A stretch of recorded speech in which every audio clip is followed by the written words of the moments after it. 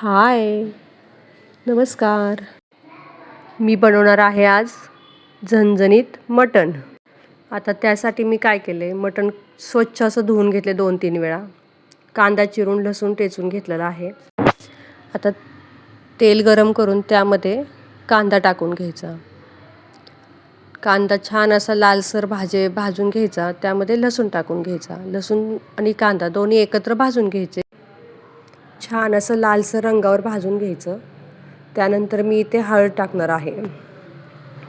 हळद टाकून झाल्यानंतर मी इथे मटण टाकून घेत आहे.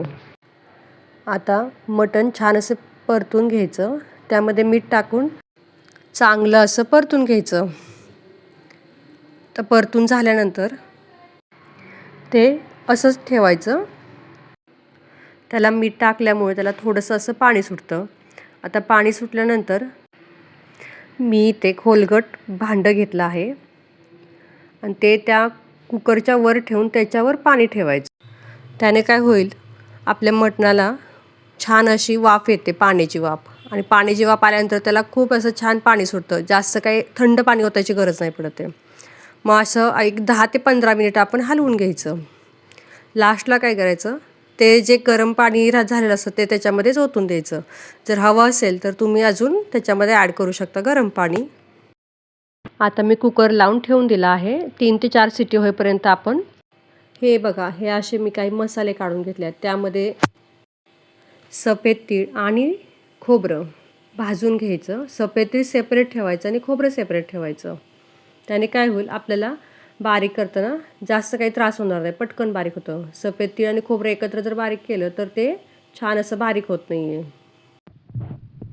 आता त्यानंतर मी इथे कांदा भाजून घेत आहे.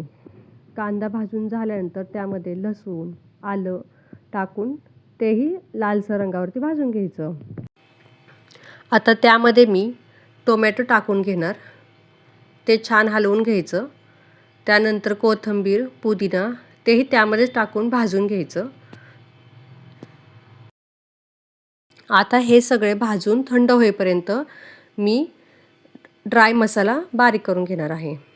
आता ड्राय मसाल्यासाठी आधी सफेद तीळ मी बारीक करून घेत आहे. सफेद तीळ बारीक करून झाल्यानंतर त्यामध्ये मी खोबरं टाकून घेणार आहे. आता खोबरं आणि सफेद तीळ दोन्ही एकत्र केलं तरी चालेल. मी थोडंसं पाणी टाकून ते बारीक करून घेतलं आहे. ते बारीक करून एका प्लेटमध्ये काढून घेत आहे. आता ते बारीक करेपर्यंत बाकीचे आपले जिन्नस थंड झालेले आहेत. आता ते जिन्नस मिक्सरच्या जारमध्ये टाकून मी ते बारीक करून घेणार आहे.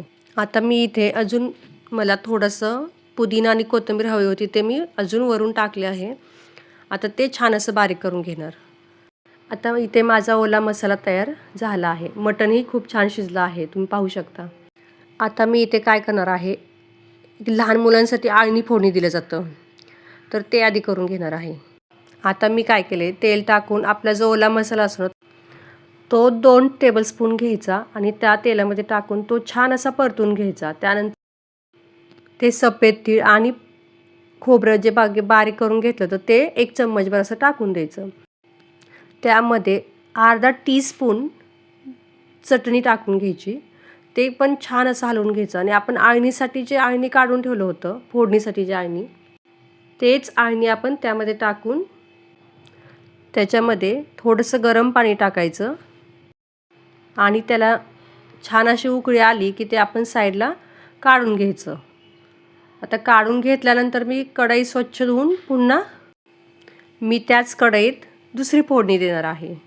आता दुसऱ्या फोडणीसाठी मी तेल टाकून घेतलं, छान असं गरम करून घेतलं. आता बाकी राहिलेला ओला मसाला सगळा टाकून घ्यायचा.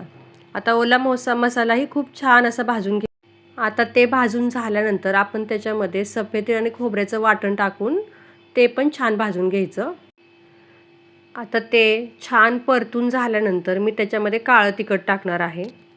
काळं तिखट टाकून झाल्यानंतर मी ते पण खूप छान असं भाजून घेणार आहे. आता त्याला तेल सुटेपर्यंत ते परतून घ्यायचं. आता तुम्ही पाहू शकता त्या मसाल्याचा कलरही कसा ब्राऊन आला आहे. आता ब्राऊन कलर येईपर्यंत भाजून घेतला तर त्यामध्ये मटण टाकून ते छान असं ते हलवून घ्यायचं. आता हलवून झाल्यानंतर तुम्हाला जर अजून सुकं हवं असेल तर त्याच्यामध्ये पाणी थोडं कमी टाकायचं.